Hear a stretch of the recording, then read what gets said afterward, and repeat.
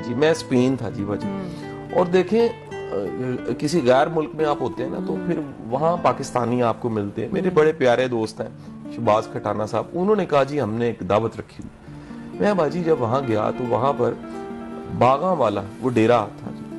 अब बागा वाला बेसिकली गुजरात का गाँव, तो उन्होंने वो चौधरी इशफाक साहब थे, उन्होंने वहाँ पर डेरा बनाया हुआ था और इतनी पुरतकल्लुफ वो दावत थी।